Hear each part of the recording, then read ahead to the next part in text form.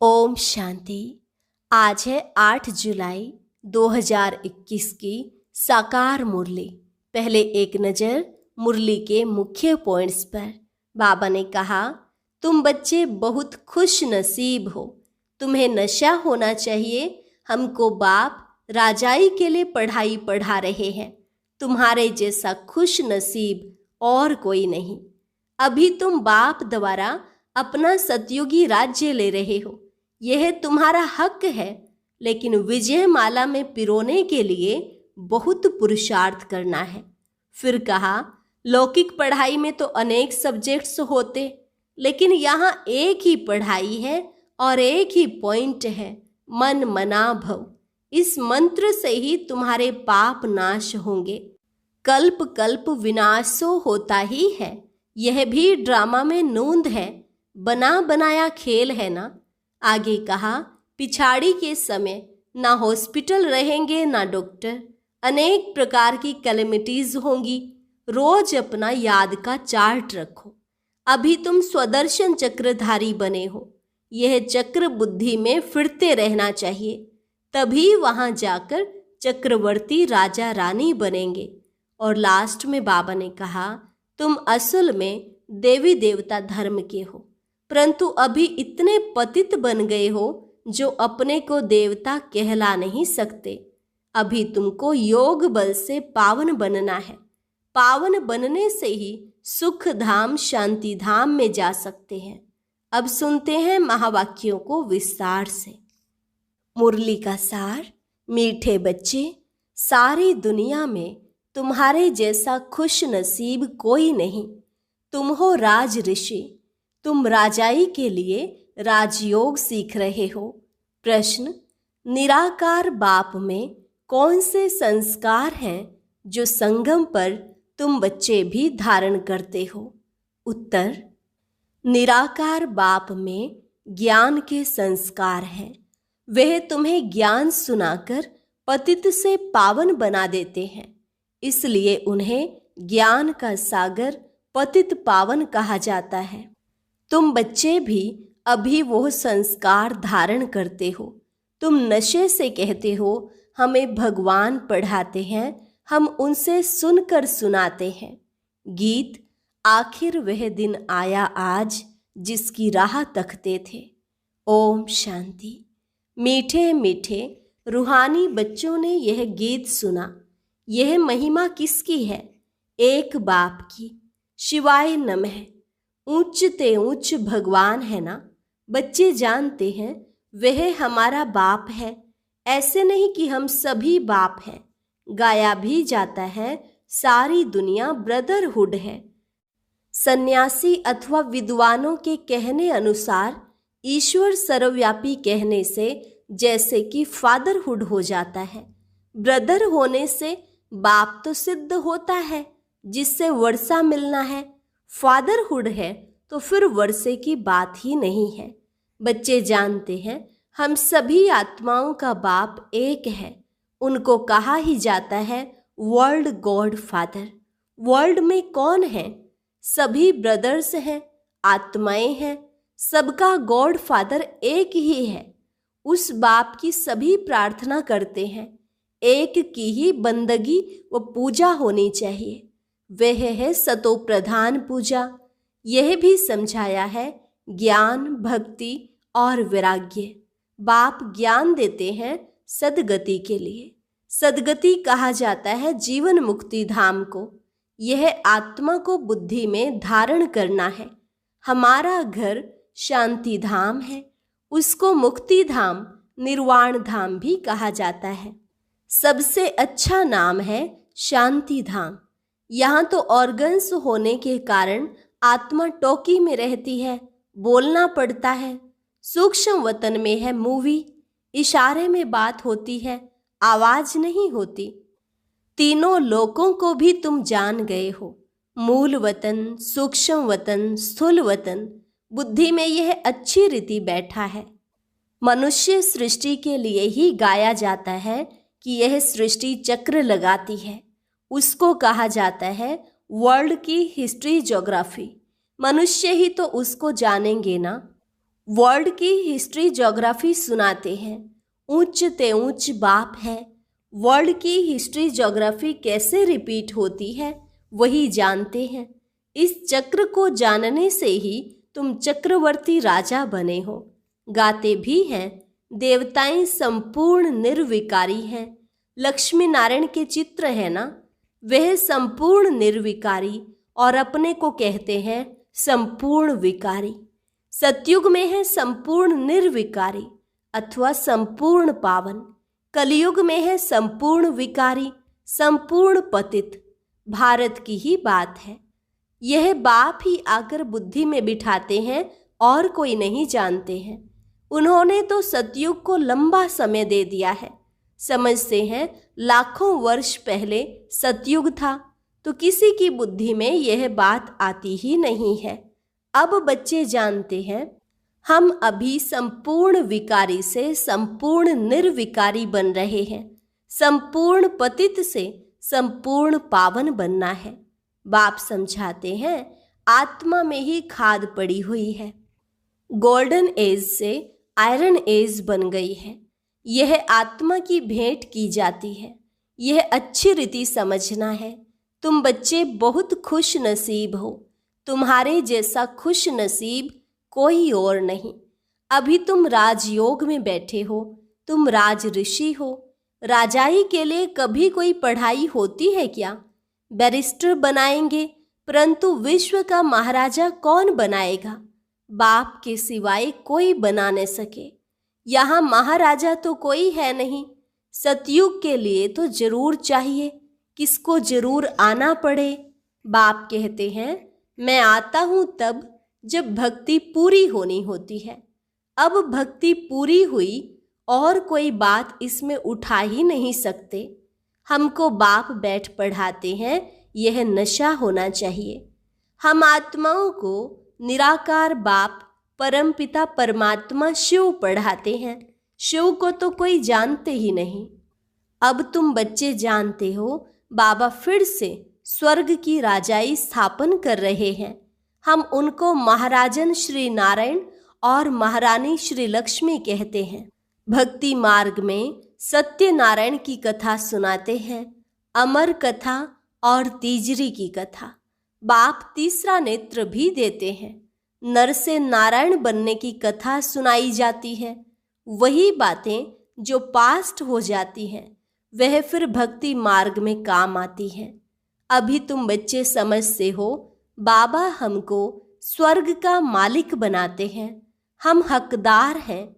भगवान तो स्वर्ग का रचयिता है ना। हम भगवान की संतान हैं, तो हम स्वर्ग में क्यों नहीं हैं? कलयुग में क्यों पड़े हैं? परमपिता परमात्मा तो नई दुनिया रचते हैं। पुरानी दुनिया थोड़े ही भगवान रचते हैं। पहले नई दुनिया बनाते हैं, उसके बाद फिर पुरानी को तोड़ेंगे। तुम जानते हो हम सतयुग के लिए राज्य ले रहे हैं। सतयुग में कौन होंगे? इन लक्ष्मी नारायण की डायनेस्टी होगी। और भी तो राजाएं होंगे ना, जिसकी निशानी है विजय माला। बच्चे जानते हैं अभी हम विजय माला में पिरोने के लिए पुरुषार्थ कर रहे हैं। दुनिया में माला का अर्थ कोई नहीं जानते कि यह क्यों पूजी जाती है। ऊपर में फूल कौन है? माला को फेरते फेरते फिर फूल को नमस्ते करते हैं, फिर माला फेरेंगे। माला बैठ सिमरते हैं कि कहाँ बाहर ख्यालात न जाएं। अंदर राम राम की धुन लगाते हैं, जैसे बाजा बजता है। बहुत प्रैक्टिस करते हैं। यह सब है भक्ति मार्ग की बातें।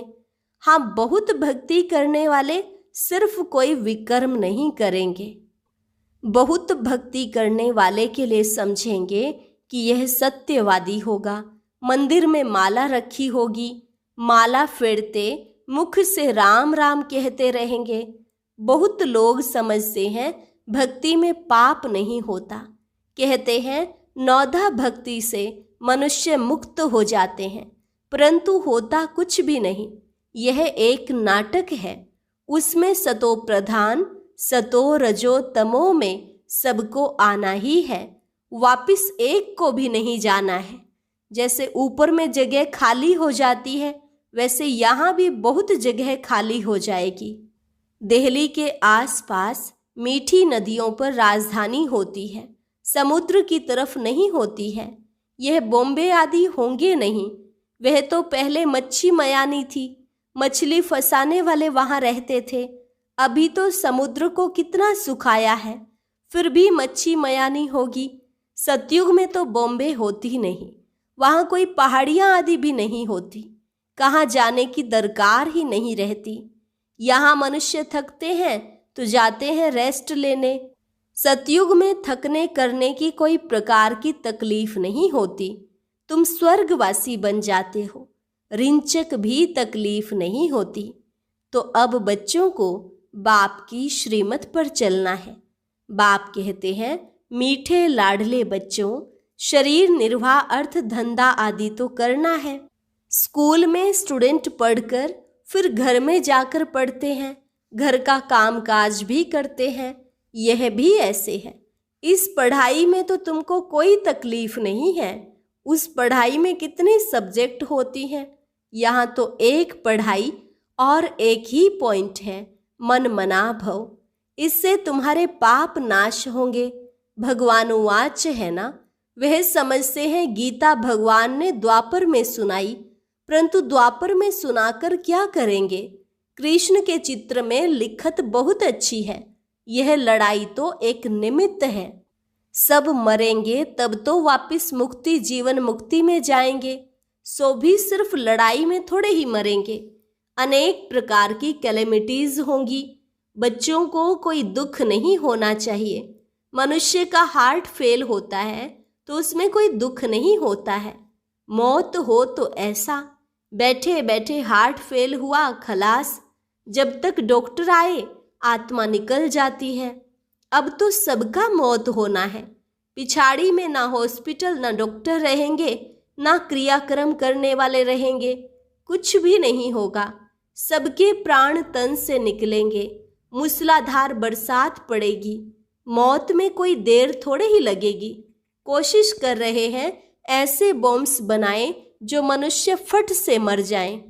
ऐसे ऐसे बॉम्ब्स बनाते रहते हैं, बॉम्ब्स की इम्प्रूवमेंट करते रहते हैं। यह ड्रामा में नूंद है। ड्रामा में बना बनाया खेल है। कल्प कल्प विनाश होता है। सतयुग में तुमको यह ज्ञान रहेगा नहीं। बाप को ही आकर ज्ञान देना है। स्थापना हो गई, फिर ज्ञान की बात ही नहीं रहती। फिर जब रावण राज्य शुरू होता है तो भक्ति शुरू होती है। अब भक्ति पूरी होती है। अब तुमको योग बल से पावन बनना है। पावन बनने से ही सुख धाम शांति धाम में जा सकते हैं। चार्ट रखना पड़े। यह तो समझ गए हो। हमको बाप को याद कर तमो प्रधान से सतो प्रधान यहाँ बनना है। ऐसे कोई शास्त्र आदि में लिखा हुआ नहीं है। बच्चों ने गीत सुना, आखिर वह दिन आया आज, जबकि भारतवासी फिर राजाओं के राजा बनते हैं। राजाओं के राजा अथवा महाराजा बनते हैं। पीछे त्रेता में होते हैं राजा रानी। फिर जो पूज्य महाराजा महारानी थे वह द्वापर में वाम मार्ग में आकर पुजारी बन जाते हैं। आप पे ही पूज्य, आप पे ही पुजारी हो जाते हैं। बाप कहते हैं, मैं पुजारी नहीं बनता हूँ। देवताएं पूज्य होते हैं, मैं नहीं बनता, ना ही पुजारी बनता हूँ। भारतवासी देवी देवताओं के ही मंदिर बनाकर उनका पूजन करते हैं। लक्ष्मी नारायण जो पहले पूज्य थे, फिर भक्ति मार्ग में वही शिव बाबा के पुजारी बनते हैं। जिस शिव बाबा ने महाराजा महारानी बनाया, उनके फिर मंदिर बनाकर पूजा करते हैं। विकारी भी कोई फट से नहीं बनते हैं, आहिस्ते आहिस्ते बनते हैं। निशानी भी देवताओं की वाम मार्ग में दिखाते हैं। जो पूज्य लक्ष्मी नारायण थे वही फिर पुजारी बन जाते हैं। पहले पहले शिव का मंदिर बनाते हैं। उस समय तो हीरों को कट कराए लिंग बनाते हैं पूजा के लिए। यह किसको भी पता नहीं है कि परमात्मा छोटी सी बिंदी है। यह तुम अभी समझते हो कि बड़ा लिंग नहीं है। मंदिर तो बहुत बनाएंगे।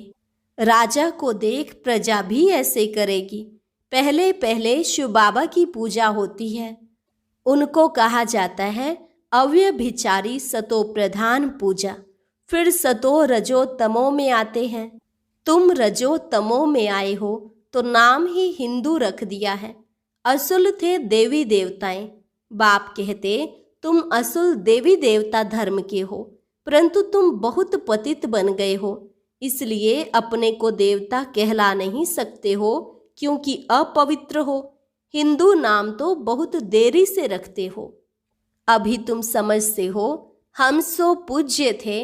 अभी संगम युग पर ना पूज्य हैं न पुजारी हैं। तुम क्या करते हो? श्रीमत पर पूज्य बन रहे हैं, औरों को भी बना रहे हो। तुम हो ब्राह्मण, तुम्हारी आत्मा पवित्र होती जाती है। पूरा पवित्र होंगे तो यह पुराना चोला छोड़ना पड़ेगा। बाप कहते हैं बिल्कुल सहज है। बूढ़ी माताओं को धारणा नहीं होती है। बाप कहते हैं यह तो समझते हो कि हम आत्मा हैं। आत्मा में ही अच्छे व बुरे संस्कार होते हैं। आत्मा ने जो कर्म किया वह दूसरे जन्म में भोगना पड़ता है। बाप भी आत्माओं से बात करते हैं। बाप कहते हैं हे बच्चे, आत्म अभिमानी बनो। निराकार शिव बाबा निराकारी आत्माओं को पढ़ाते हैं। निराकार बाबा में ज्ञान के संस्कार हैं।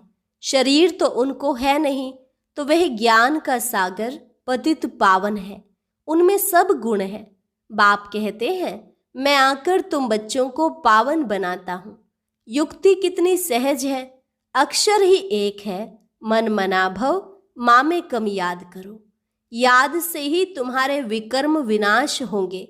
यह भी जानते हो अभी हम ब्राह्मण हैं, फिर सूर्यवंशी, चंद्रवंशी, वैश्य, शूद्रवंशी बनेंगे। हम ही इस 84 के चक्र में आएंगे। ऊपर से नीचे उतरेंगे, फिर बाबा आएंगे। बरोबर यह सृष्टि का चक्र फिरता रहता है। सृष्टि यह पुरानी होती है तो फिर बाबा आते हैं नई बनाने। यह तो बुद्धि में बैठता है ना। यह चक्र बुद्धि में फिरना चाहिए।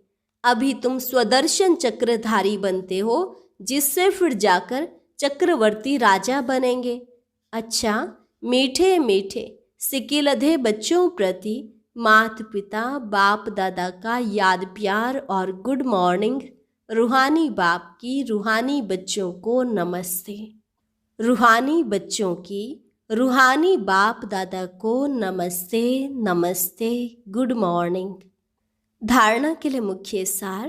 पहली पॉइंट, श्रीमत पर पूज्य बनना है। आत्मा में जो बुरे संस्कार आ गए हैं उसे ज्ञान योग से समाप्त करना है। संपूर्ण निर्विकारी बनना है। दूसरी पॉइंट, शरीर निर्वाह अर्थ कर्म करते भी पढ़ाई पढ़नी और पढ़ानी है। योग बल से पावन बन राजाई पद लेना है। वरदान, गम की दुनिया सामने होते हुए भी बेगमपुर की बादशाही का अनुभव करने वाले अष्ट शक्ति स्वरूप भव। गम की दुनिया सामने होते हुए भी बेगमपुर की बादशाही का अनुभव करने वाले अष्ट शक्ति स्वरूप भव। गम और बेगम की अभी ही नॉलेज है। गम की दुनिया सामने होते भी सदा बेगमपुर के बादशाही का अनुभव करना, यही अष्ट शक्ति स्वरूप कर्मेंद्रिय जीत बच्चों की निशानी है। अभी ही बाप द्वारा सर्व शक्तियों की प्राप्ति होती है, लेकिन अगर कोई न कोई संग दोष व कोई कर्मेंद्रिय के वशीभूत हो अपनी शक्ति खो लेते हो, तो जो बेगमपुर का नशा व खुशी प्राप्त है वह स्वतः ही खो जाती है। बेगमपुर के बादशाह भी कंगाल बन जाते हैं। स्लोगन, दृढ़ता की शक्ति सदा साथ हो तो सफलता गले का हार है। दृढ़ता की शक्ति सदा साथ हो तो सफलता गले का हार है। अच्छा,